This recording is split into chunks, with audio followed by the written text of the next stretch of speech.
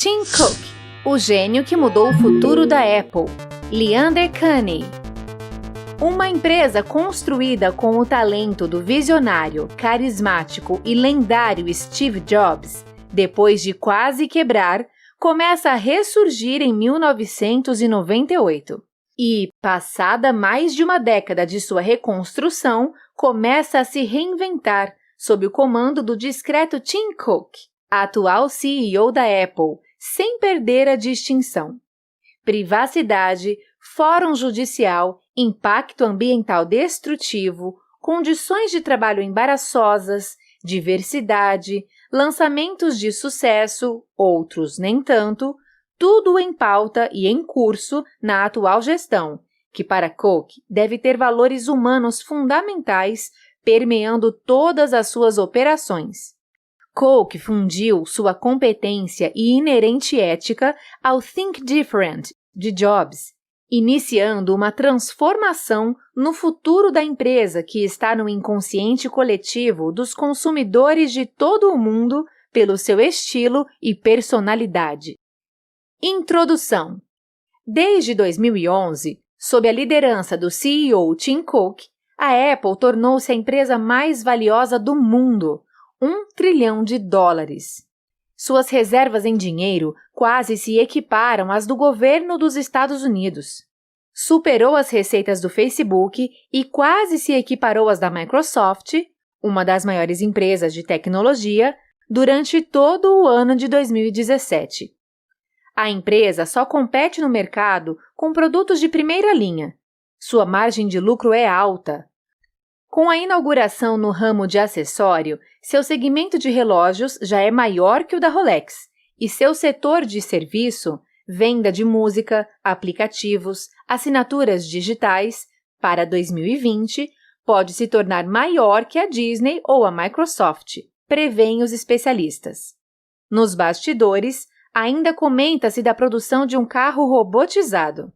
Sobre sua abordagem, Cook acredita firmemente que as empresas devem ter boa estratégia ligada a bons valores: acessibilidade, educação, privacidade e segurança como direitos humanos fundamentais, responsabilidade ambiental em seus projetos e fabricação e na educação de seus fornecedores. A morte de Steve Jobs. Em 11 de agosto de 2011, Steve Jobs disse a Tim Cook, então diretor de operações da Apple, que o queria como seu sucessor no cargo de CEO da Apple. Menos de 2 semanas depois, 24 de agosto, Jobs abdicou do cargo de CEO, tornando-se imediatamente presidente da empresa. Em 5 de outubro do mesmo ano, a figura mítica da Apple veio a falecer de um câncer pancreático, um dia depois de sua empresa apresentar o iPhone 4S ao Centro de Artes de Yerba Buena, em São Francisco. Ele era querido. O luto público por um líder empresarial não tinha paralelo na história.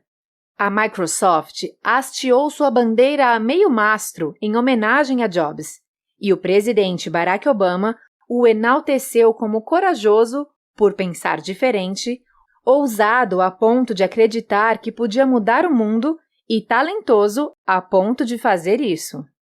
Cook, o enigma.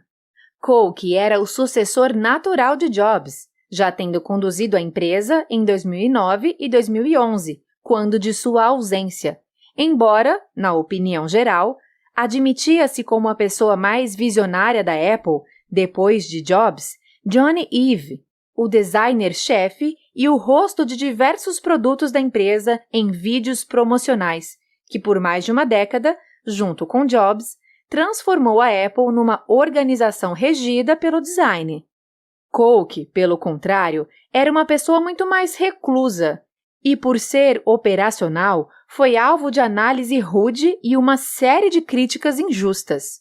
No entanto, foi visto pelos membros do conselho da empresa como alguém que manteria a já antiga estabilidade da Apple, em razão do seu comando com sucesso nas 2 oportunidades anteriores.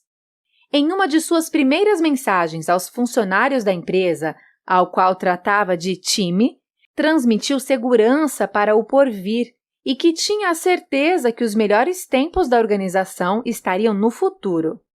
Diante do desafio enorme na direção da empresa e a comparação com Jobs enquanto líder carismático, Cook permaneceu sereno, sendo o melhor do próprio Tim Cook no comando da Apple.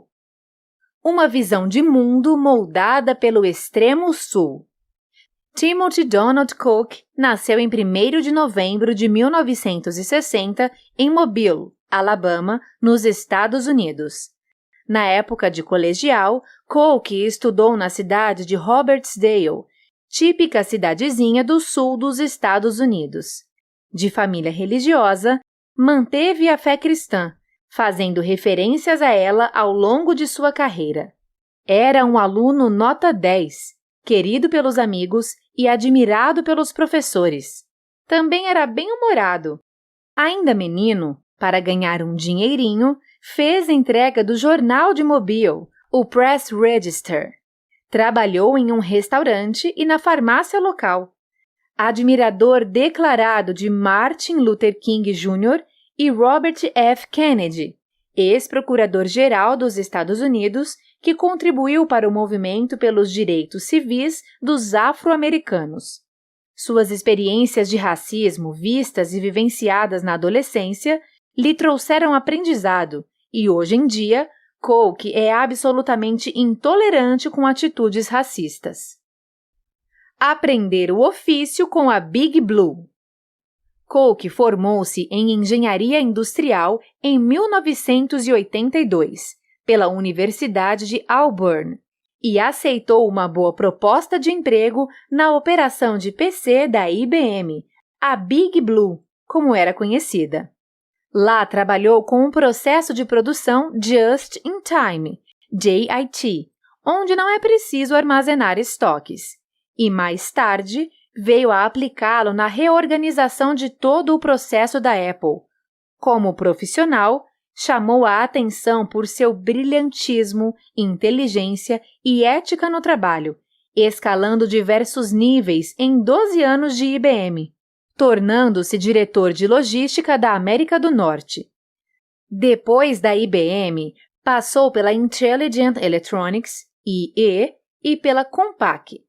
Nesta última, desempenhou papel importante na transição para o modelo de distribuição otimizada, ODM, e isso o colocou no radar de Jobs, que, na época, precisava desesperadamente organizar seu confuso processo de produção.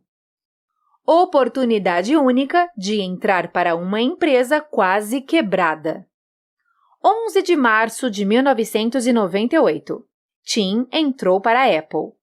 Em 1997, Jobs tinha voltado à empresa que o pusera na rua havia mais de uma década e da qual foi cofundador.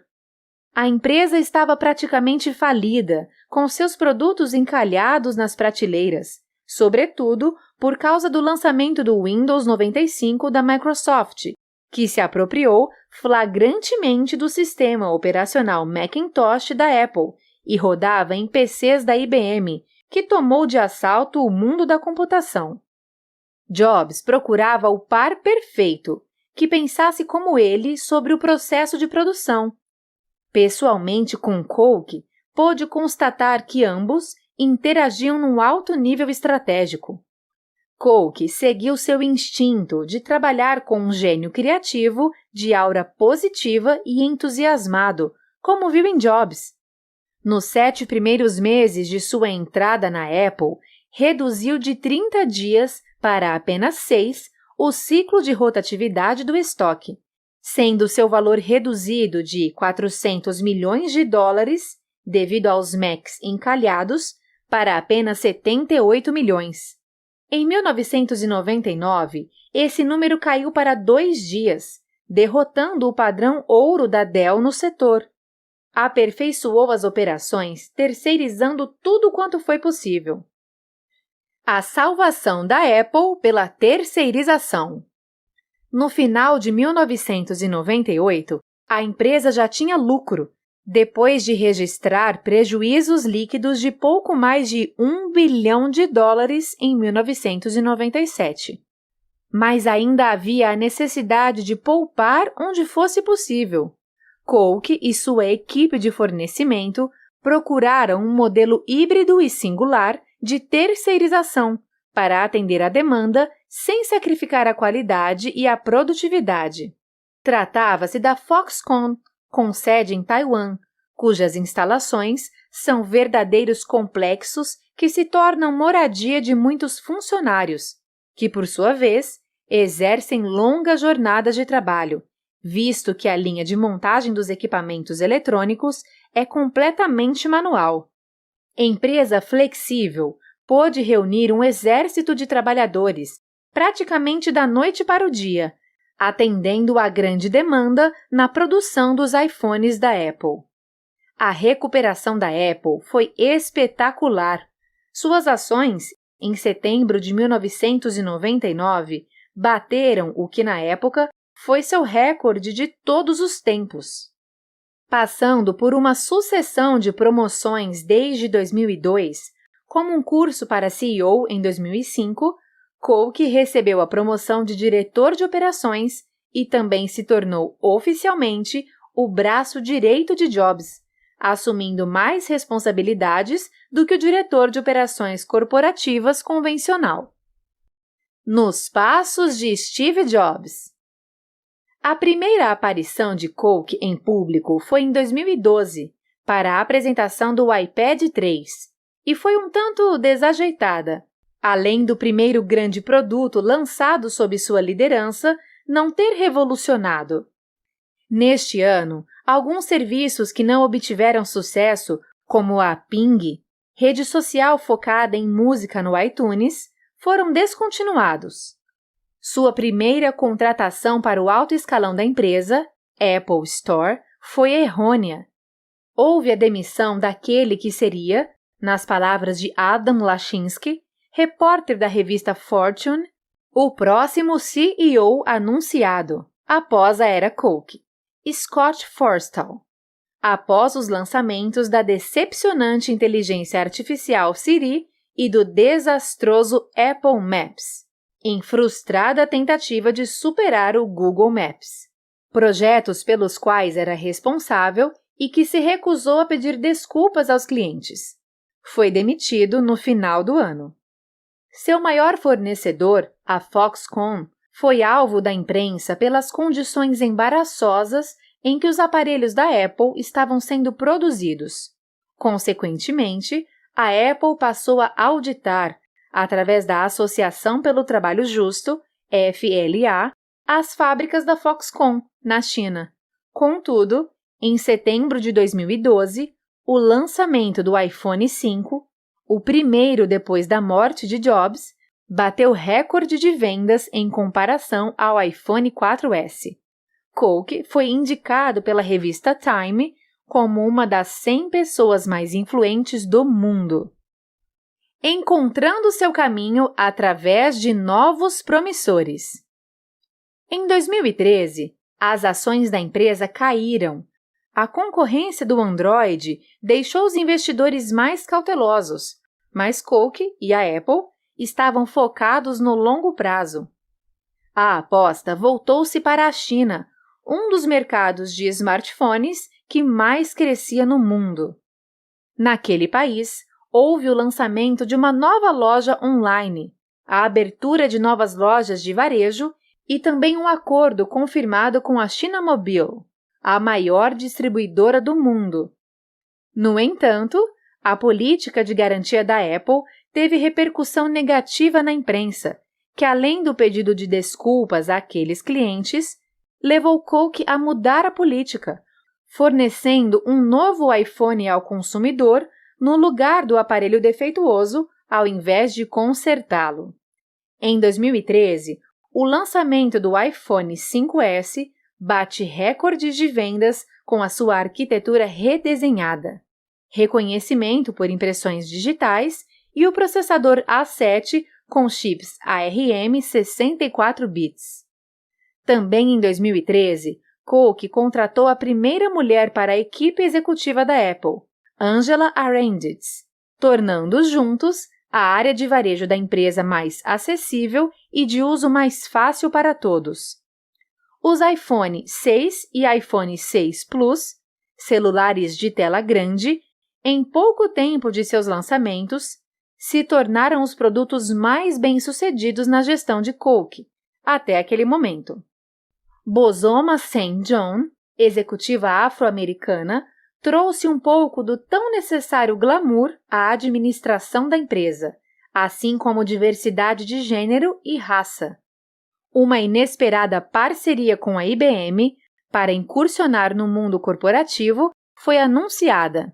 Em 2015, o lançamento do Apple Watch superou, acredita-se, o número total de dispositivos Android vendidos até então, embora a Apple tenha se recusado a revelar seus números exatos de vendas. Uma maçã mais verde. Sustentabilidade na Apple antes da era Tim Cook estava mais para uma ideia secundária e as iniciativas ambientais da empresa eram meio de fachada.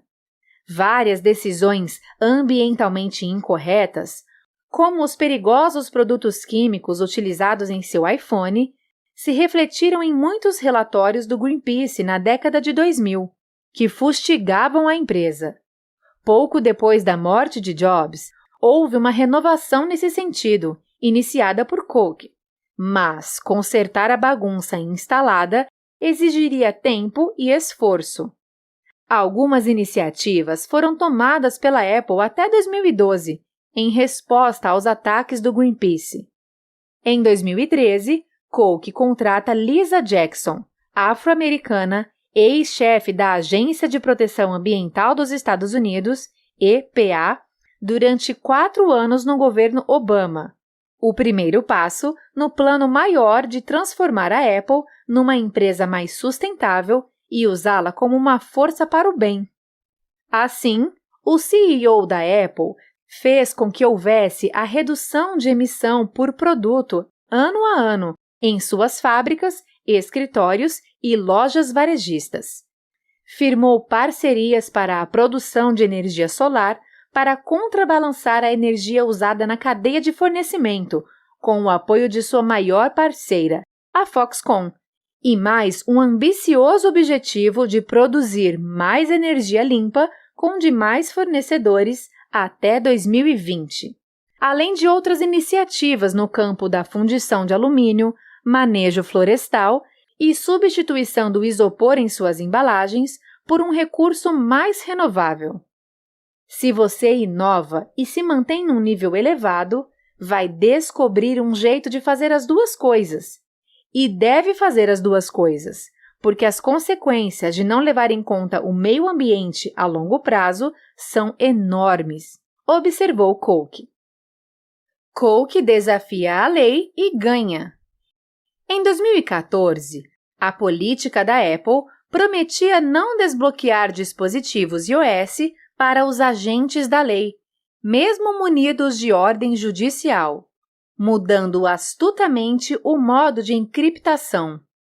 Mesmo com esse avanço, o vazamento de fotos de mais de uma centena de celebridades, neste ano, afetou a credibilidade da segurança do iCloud, embora seu sistema não tenha sido violado.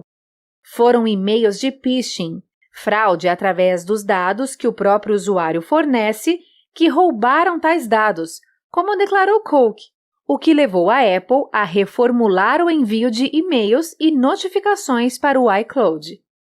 Sobre o massacre de San Bernardino, que deixou 14 mortos em dezembro de 2015, a Apple se recusou a desenvolver um software especializado, Porta dos Fundos, que permitisse ao FBI desbloquear o iPhone do suspeito, alegando que estava defendendo a privacidade do usuário e não apoiando o terrorismo.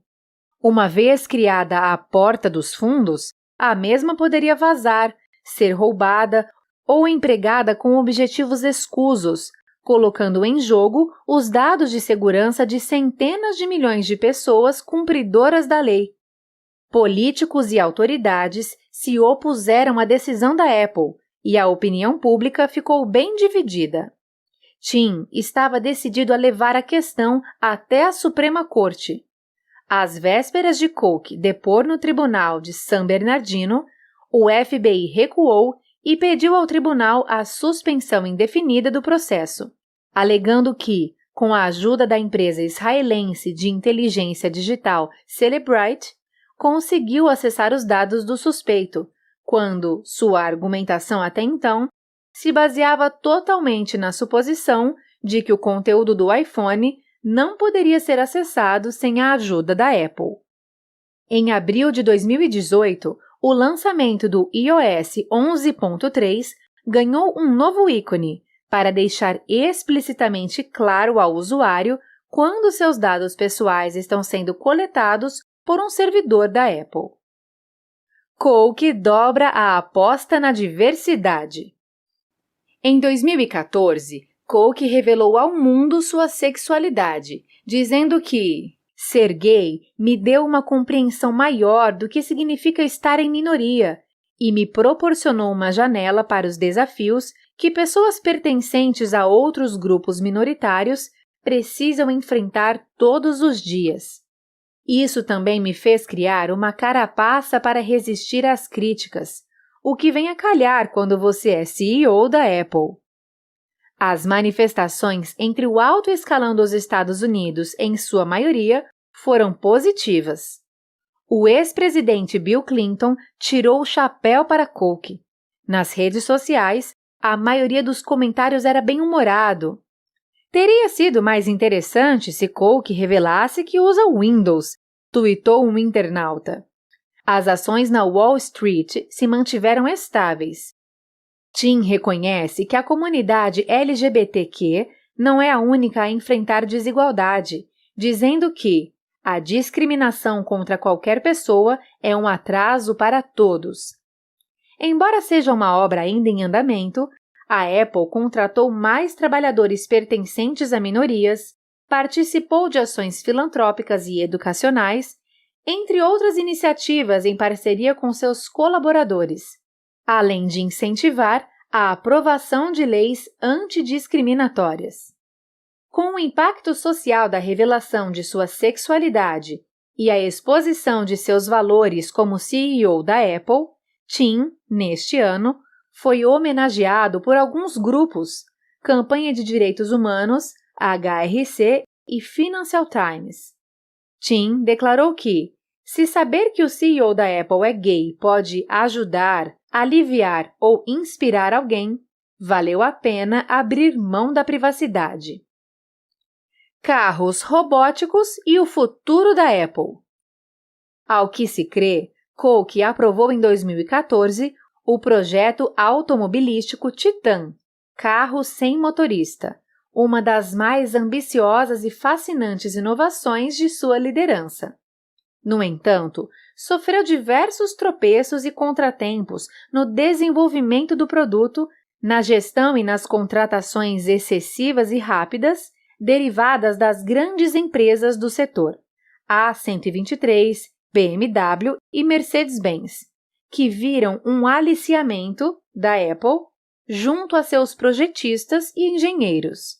Em 2018, a situação do projeto não era clara, podendo estar avançando ou não. No entanto, em 2017, o sucesso já consagrado da Apple, o iPhone, assinalou o 10º aniversário com o lançamento do iPhone X, que se distanciou da linguagem de design original dos modelos anteriores para investir em novas tecnologias como tela retina de ponta a ponta e reconhecimento facial, tornando a segurança mais fácil e direta. Entre críticas positivas e negativas, mesmo vendendo menos unidades que os modelos anteriores, superou as vendas de qualquer outro smartphone da linha Apple, pois seu preço foi o mais alto já atribuído a um iPhone, por uma porção de novas tecnologias que são precursoras no ramo, conforme justificou Cook. O lançamento do iPhone X ocorreu no Teatro Steve Jobs, no Apple Park. Inaugurada em abril de 2017, a gigantesca sede da Apple, semelhante a uma nave espacial pousada, arquitetada por Jobs, mesmo com iniciativas sustentáveis, fonte de energia própria, refrigeração natural, por exemplo, foi alvo de muitas críticas por estar em área isolada, com acesso apenas a funcionários e porque, embora uma catedral descomunal e perfeita de concreto e vidro, é estéril. Falta algo de natureza humana, nas palavras do autor. O melhor CEO da Apple? Steve Jobs foi endeusado e tornou-se intocável. Sua história com a Apple e os incríveis produtos lançados por ele falam por si só, confirmando que, embora CEO da Apple, era um homem de produtos.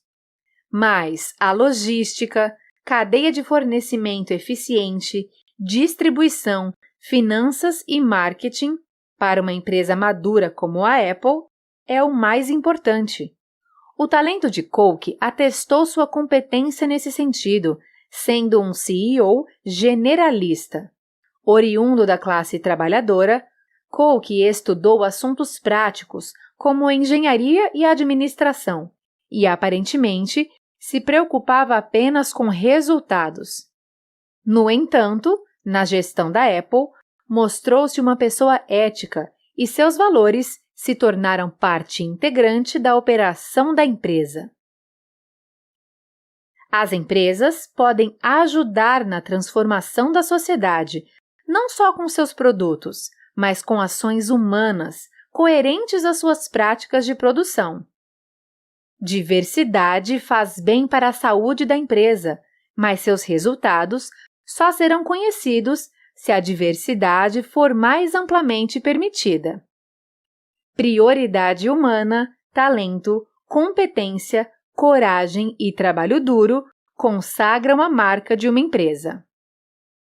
Neste livro você aprendeu que o caminho mais fluido de crescimento de uma empresa se relaciona prioritariamente com valores humanos e responsabilidade no uso dos recursos naturais. O processo criativo, talento e eficiência de seus membros, no desempenho de suas funções, parecem ser beneficiados com essa interação e os percalços do caminho, sim, naturalmente eles existem, surgem como oportunidades, dizendo: hora de inovar.